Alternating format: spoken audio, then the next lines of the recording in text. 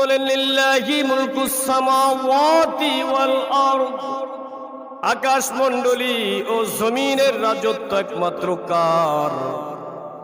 আকাশ এবং জমিনের রাজত্ব একমাত্র আল্লাহ তাআলার। ইয়াখলুকু মা ইয়াশা,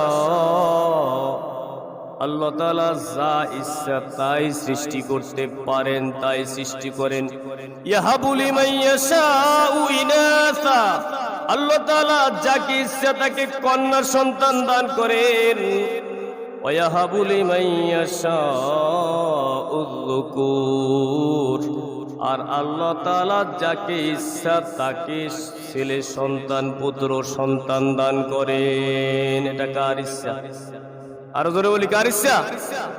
আল্লাহ তাআলার। আমাদের কোনো ইচ্ছা নেই বা আমাদের কোনো এখতিয়ার নেই। ছেলে দেওয়ার মালিক আল্লাহ, মেয়ে দেওয়ার মালিক আল্লাহ। অনেকে আছি বারবার একাধিক মেয়ে হইলে স্ত্রীকে বকাবকি করে, এমন এমন কুলাঙ্গার স্বামীও পাওয়া যায় বাংলাদেশে যে একাধিকবার কন্যা সন্তান জন্ম দেওয়ার কারণে স্ত্রীকে তালাক পর্যন্ত দিয়েছে। আপনাদের জানা আছে কিনা জানি না, আমি জানি। এটা হচ্ছে জাহিলিয়াতের যুগের লক্ষণ। জাহিলিয়াত যুগে এরকম ছিল যে কন্যা সন্তানকে তারা বোঝা মনে করত, অপমানজনক মনে করত। কন্যা সন্তানের বাবা বাহিরে বের হতে পারত না, তাকে মানুষ মেয়ের বাবা বলে অপমান করত। এরপর আল্লাহ তাআলা বলেন আউ ইউযাওযিজুহুম যুকরানা ওয়া ইনাসা ওয়া ইয়াজআলু মান ইয়াশাউ আকিমা। আল্লাহ তাআলা বলেন আউ ইউযাওযিজুহুম যুকরানা ওয়া ইনাসা, আবার যাকে ইচ্ছা আমি আল্লাহ তাআলা ছেলে এবং মেয়ে উভয় দান করি। ঠিক না? কাউকে শুধু কন্যা দেই, কাউকে শুধু পুত্র দেই, কাউকে কন্যা পুত্র উভয় আমি আল্লাহ তাআলা দান করি। ওয়া ইয়াজআলু মান ইয়াশাউ আকিমা, আর এই দুনিয়াতে এমন এমন নারী আছে যাদের ছেলেও হয় না মেয়েও হয় না, আমি আল্লাহ তাআলা তাদেরকে চিরতরে বন্ধা বানায়া দেই। আছে না বন্ধা নারী? আছে না? ছেলেও নাই মেয়েও নাই, ইচ্ছে কার? আরো জোরে বলি কার? তাহলে কোন পীর সাহেবের ফুই যদি কাজ হতো তাহলে কোন নারী বন্ধা থাকতো না। কোন সাধু বাবার, কোন মাজারের যদি কোনো ক্ষমতা থাকতো তাহলে কেউ বন্ধা থাকতো না, সবারই সন্তান হতো। এরপর আল্লাহ তাআলা বলেন ইন্নাহু আলিমুন কাদির, নিশ্চয় আল্লাহ তাআলা সর্বজ্ঞ, আল্লাহ তাআলা মহাজ্ঞানী এবং আল্লাহ তাআলা সব বিষয়ের উপর ক্ষমতাবান। সুবহানাল্লাহ। এখন মেয়ে সন্তান, একাধিক মেয়ে সন্তান হলে আমাদের সমাজেও আছে, মানুষ তাকে একটু ক্রিটিসাইজ করে, ঠিক না? একটু ছোট চোখে দেখে। মেয়ের বাবা এটা শুনে লজ্জা লজ্জা মনে করে, যেটা জাহিলি যুগে ছিল। মেয়ে হওয়াকে তারা পছন্দ করত না, মেয়ে সন্তানকে জীবন্ত কবর দিত তারা।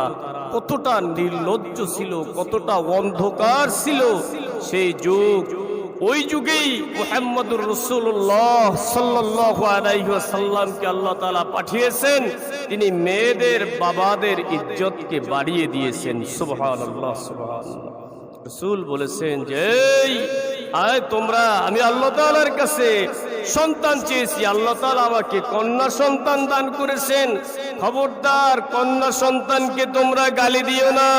আমি মুহাম্মদুর রাসূলুল্লাহ সাল্লাল্লাহু আলাইহি ওয়াসাল্লাম কন্যাদের পিতা। সুবহানাল্লাহ, সুবহানাল্লাহ। যাদের বেশি মেয়ে আছে আমার মতো মন খারাপ করেন না তো কেউ? মন খারাপ করার কোনো কারণ নাই, এটা দিয়েছেন আল্লাহ। আর কন্যা সন্তান বরকত, কন্যা সন্তান রহমত। আলহামদুলিল্লাহ। যদি মেয়ে হওয়ার কারণে আপনার মানসিকতার কোনো পরিবর্তন ঘটে, আপনি যদি একটু খারাপ লাগে আপনার, তাহলে আপনি ধরে নেবেন আপনি ইসলামের যুগের মানুষ নন, আপনি ওই জাহিলি যুগের মানুষ। আপনার মধ্যে জেহালাত আছে, আপনার মধ্যে অজ্ঞতা আছে, মূর্খতা আছে, এই কারণে কন্যা সন্তান আপনার পছন্দ হয়। জাহিলি যুগের নিয়মটা ছিল এমন, কন্যা সন্তান জন্মগ্রহণ করাকে তারা অপমান মনে করত, সমাজে বের হতে পারত না, মানুষ তাকে লজ্জিত করত, অপমানিত করত। এজন্য তখনকার কন্যাদের বাবারা তাদের নিজ নিজ কন্যাকে জীবন্ত কবর দিয়ে দিত, জীবন্ত কবর। নাউজুবিল্লাহ। রাসূল পাক সাল্লাল্লাহু আলাইহি ওয়াসাল্লামের একজন জলিলুল কদর সাহাবী হযরতে দাহিয়াতুল কলবি রাদিয়াল্লাহু তাআলা আনহু নিজের কন্যা সন্তানকে নিজে দাফন করেছে, জীবন্ত দাফন করেছে, নিজের সন্তানকে নিজে দাফন করেছে। রসুলের কাছে এসেছেন, রসুলের কাছে এসে বলেন কান্না করতেছেন। রসুল জিজ্ঞেস করছেন, দাহিয়া কান্না করতেছ কেন? বলে, হুজুর আমি তো ইসলাম ধর্ম গ্রহণ করেছি, আল্লাহ তাআলা তো আমাকে মাফ করবেন। বলে, কেন মাফ করবেন না? তুমি যে ইসলামের নিয়ামত গ্রহণ করেছো, তো ইসলাম গ্রহণ করার সাথে সাথে তো আল্লাহ তাআলা তোমার সব গুনাহ মাফ করে দিবেন। সুবহানাল্লাহ। দাহিয়াতুল কলবি বলে, ইয়া রাসূলুল্লাহ, ইয়া হাবিবাল্লাহ, আল্লাহ তাআলা আমার সব গুনাহ ক্ষমা করতে পারেন, কিন্তু আমি এমন একটি জঘন্যতম অপরাধ করেছি, যে অপরাধের গুনাহ আল্লাহ তাআলা কোনোদিন মাফ করবেন না। এটা অত্যন্ত জঘন্যতম অপরাধ, অনেক বড় পাপ করে ফেলেছি আমি। আল্লাহ তাআলা সব মাফ করতে পারেন, কিন্তু আমার এই জঘন্যতম অপরাধ, এটা আল্লাহ তাআলা মাফ করবেন না। বলে, কি সেই তোমার পাপটা কি? দাহিয়া কলবি রাদিয়াল্লাহু তাআলা আনহু বলতেছে, ইয়া রাসূলুল্লাহ, ইয়া হাবিবাল্লাহ, আমি সফরে রওনা হব, ব্যবসার জন্য সফরে রওনা হব। আমার স্ত্রীর সন্তান সম্ভবা, আমার স্ত্রীর গর্ভে বাচ্চা। আমি স্ত্রীকে বলে গিয়েছিলাম যে, বিবি আমি তো সফরে যাচ্ছি, তোমার পেটে যে বাচ্চা আছে, তোমার পেটে যে বাচ্চা আছে, ওই বাচ্চাটা জন্মগ্রহণ করলে যদি কন্যা সন্তান হয়, তাহলে নিজ হাতে তাকে মেরে ফেলবা, একটু দেরি করবা না। আর যদি ছেলে সন্তান হয়, অতি আদর যত্ন করে ওকে লালন পালন করো। দাহিয়াতুল কলবি কাঁদে আর বলে, ইয়া রাসূলুল্লাহ, ইয়া হাবিবাল্লাহ, কয়েকদিন পরে সন্তান জন্ম নিল। আমার স্ত্রীর গর্ভ থেকে একটি কন্যা সন্তান দুনিয়ায় এসেছে। সন্তান আমার স্ত্রী সন্তানটিকে মারতে পারে নাই। মা,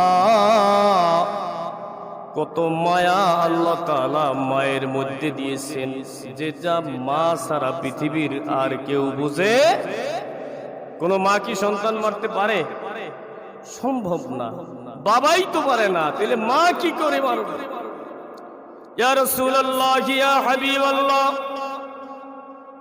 আমার সন্তানটিকে সুন্দর করে লালন পালন করতেছি। সংক্ষেপ আলোচনা, 4 বছর পরে আমি বাড়িতে ফিরলাম। আমার স্ত্রী সন্তানকে লালন পালন করে আর বাবাকে কিভাবে ম্যানেজ করতে হবে এটা প্রশিক্ষণ দিচ্ছে, প্রশিক্ষণ। 4 বছর পরে আমি বাড়িতে ফিরলাম। বাড়িতে ফেরার সঙ্গে সঙ্গে দৌড় দিয়ে মেয়েটি আমার কোলে এসে বসে পড়ল। আমার কোলে এসে আমার কপালে চুমু খায়, গালে চুমু খায়, ঠোঁটে চুমু খায়, আর বলে, বাবা বাবা, আব্বু আব্বু বলে আমাকে ডাকতেছি। ইয়া রাসূলুল্লাহ, ইয়া হাবিবাল্লাহ, মেয়ে সন্তান যাদের আছে, মেয়ে সন্তানরা একটু বেশি বাপ ভক্ত হয়, ঠিক কিনা? কথা বলেন না কেন? বুঝেন না? যার মেয়ে আছে সে তো বুঝেন, যার নাই সে বুঝবে না। মেয়েরা একটু বেশি আমি বাসায় বসে নামাজ পড়তে বসলে আমার ছোট মেয়েটা যখন আমি সেজদা দিই আমার পিঠের উপর ওঠে, আবার যখন তাসাহুদের অবস্থায় বসি সামনে এসে কপালে চুমু খায়, এরপরে ঠোঁটে চুমু খায়, নামাজ পড়ি, বাচ্চা মানুষ কিছু বলা যায়? তখন আমার মনে ওঠে ওই কথাটা যে রাসূল পাক সাল্লাল্লাহু আলাইহি ওয়াসাল্লাম সিজদারত ছিলেন, তার ওই যে ছোট্ট নাতি হাসান হুসাইন পিঠের উপরে উঠেছিল, রাসূল সিজদার থেকে মাথা উঠাবেন, জিবরাইল বলেছিলেন ইয়া রাসূলুল্লাহ সিজদা লম্বা করুন, সিজদা থেকে মাথা উঠাবেন। কাদের জন্য? বাচ্চাদের জন্য, বাচ্চাদের জন্য। ইয়া রাসূলুল্লাহ ইয়া হাবিবাল্লাহ, আমার মেয়ে আমাকে চুমু খায় আর বাবা বাবা বলে ডাকতে থাকে। আমি স্ত্রীকে বললাম বিবি কার বাচ্চা এটা, কোথায় পাইলা এই বাচ্চা?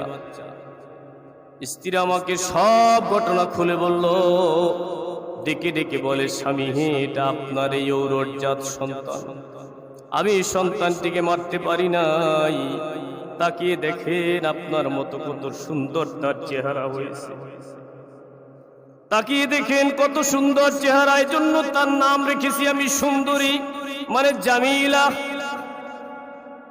ডেকে বললাম বিবি আমি তো তোমাকে বলেছিলাম কন্যার সন্তান হলে সঙ্গে সঙ্গে তুমি তাকে মেরে ফেলবা। ইয়া রাসূলুল্লাহ মেয়ের ছোট্ট ঠোঁটের চুমু, ছোট্ট হাতের আদরে আমার মনের মধ্যে মায়ার সৃষ্টি হয়ে গেছে। তারপরে আমি যখন বাহিরে বের হই লোকজন আমাকে মেয়ের বাবা বলে অপমান করতেছে, এটা আর সহ্য করা যায় না।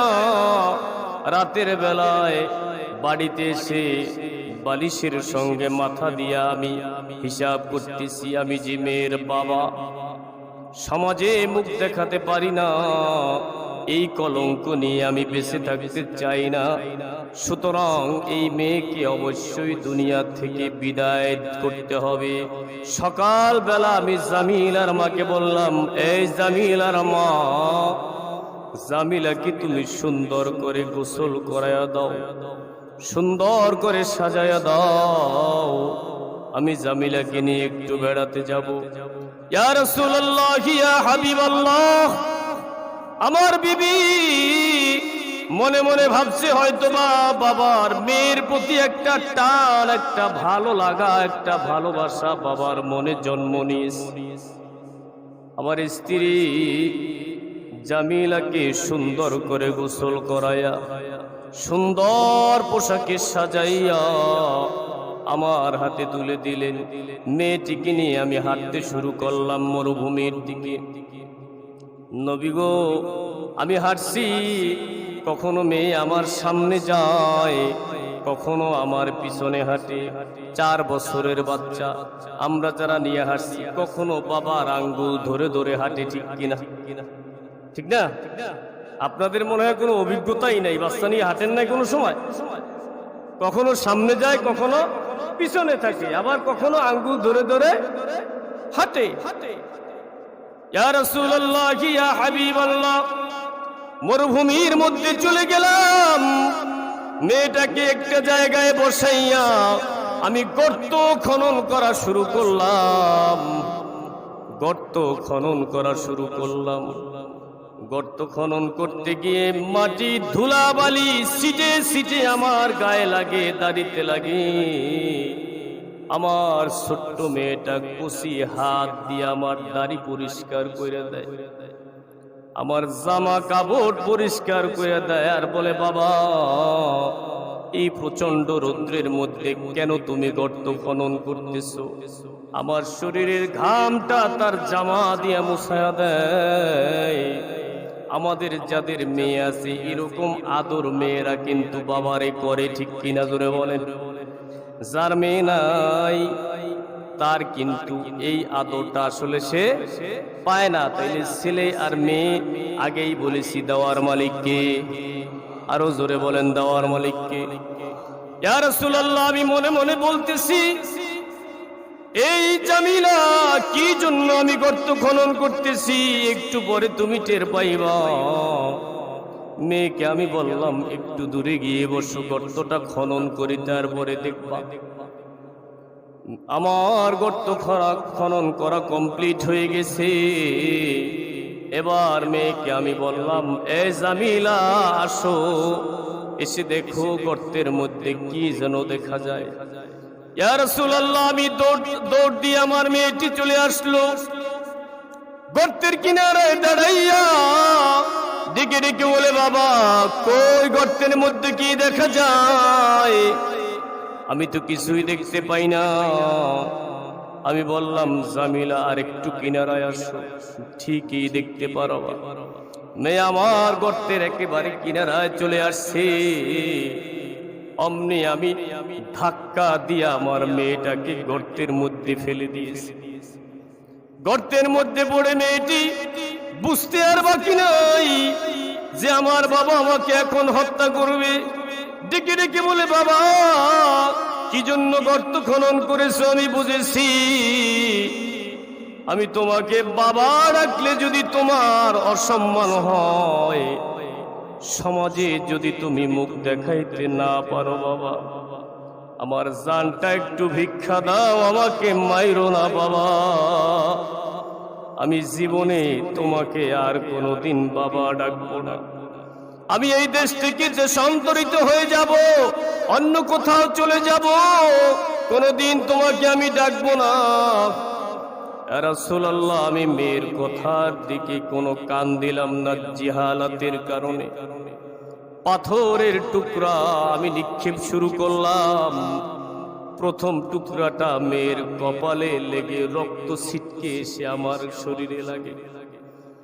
এরপরে আমার কোনো মায়ের উদ্বেগ হয় না।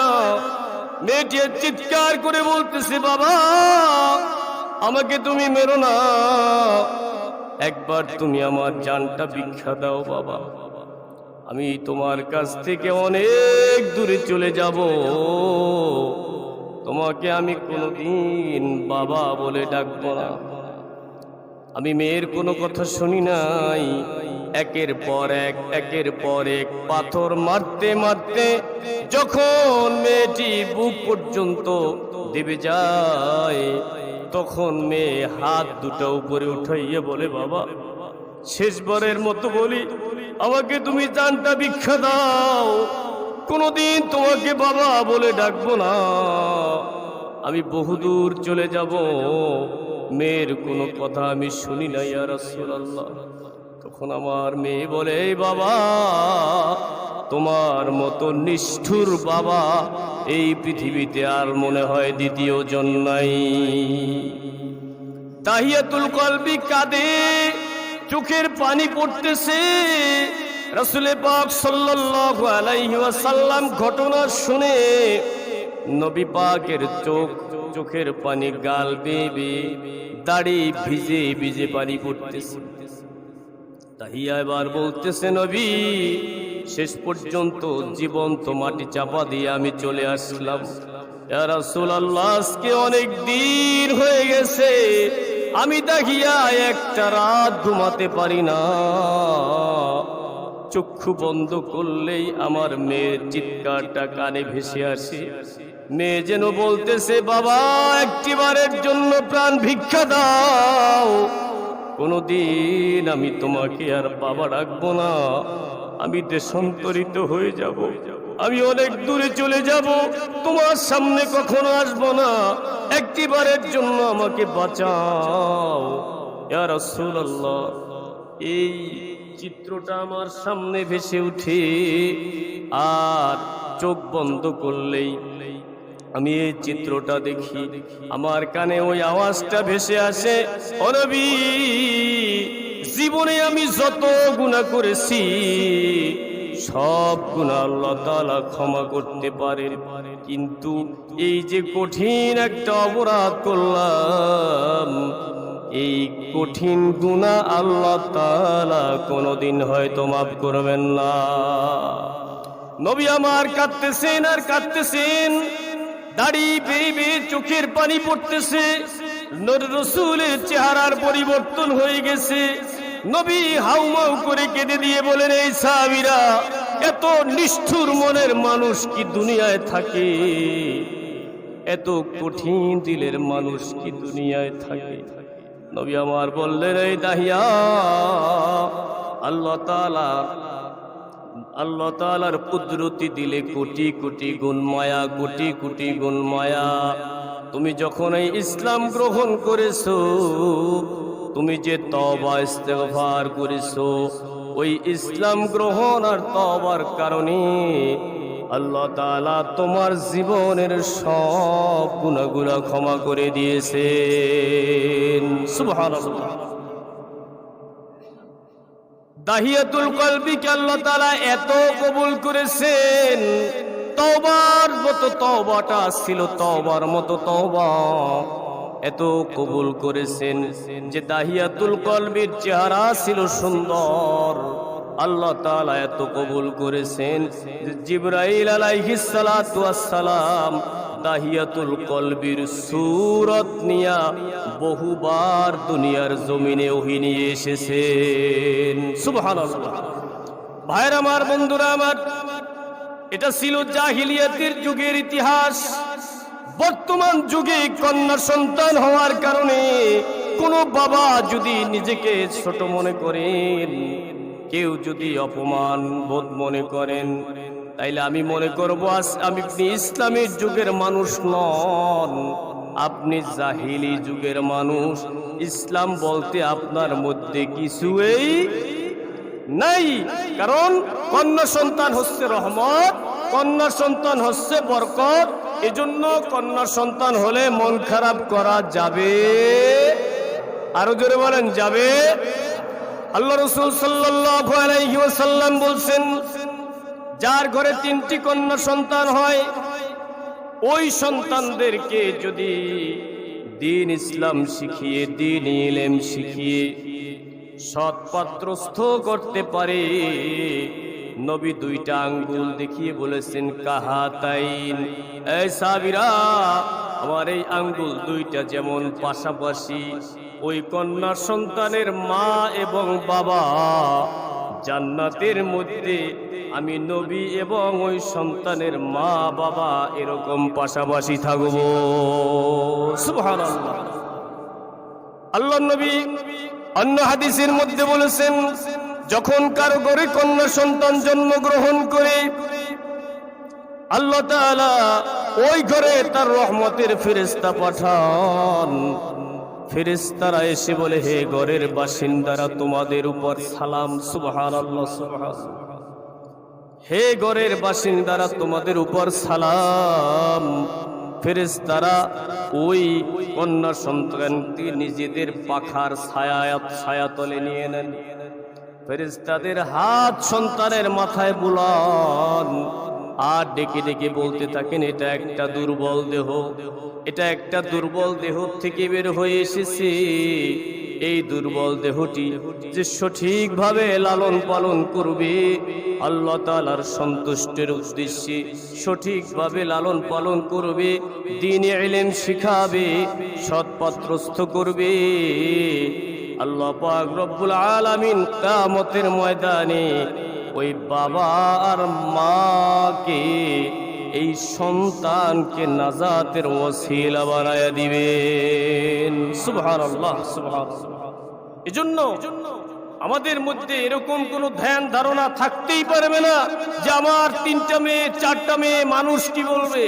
কারণ মেয়ে দেওয়ার মালিক, কোরআন শরীফের আয়াত, ছেলে দেওয়ার মালিক, ছেলে এবং মেয়ে দেওয়ার মালিক আল্লাহ। আর একেবারে বন্ধা করে দেওয়ার মালিকও কোন পীর সাহেবের ফুতে ছেলে হয় না, কোন মাজারে গেলে মেয়ে হয় না, কোন সাধু বাবার কাছে, কোন ওজার কাছে, কোন তাবিজ কবজ যাই করেন না কেন, ছেলে থেকে মেয়ে, মেয়ে থেকে ছেলে হওয়ার কোনো সম্ভাবনা নাই। আর যে বন্ধা, এটাও কোনো মানুষের দ্বারা তার সন্তান হওয়ার কোনো সম্ভাবনা নাই, যদি আল্লাহ তাআলা ইচ্ছে করে না দেন। এজন্য আল্লাহ তাআলা আমাদেরকে যা দেন, অবশ্য আমাদের চাহিদা থাকতে পারে। আমাদের যদি কোনো চাহিদা থাকে, আমরা সে ব্যাপারে আল্লাহ তাআলার কাছে চাইবো, চাইলে আল্লাহ তাআলা দিতে পারেন, ঠিক কিনা? চাইলে আল্লাহ তাআলা দিতে পারেন, আল্লাহ তাআলা দিবেন। এরকম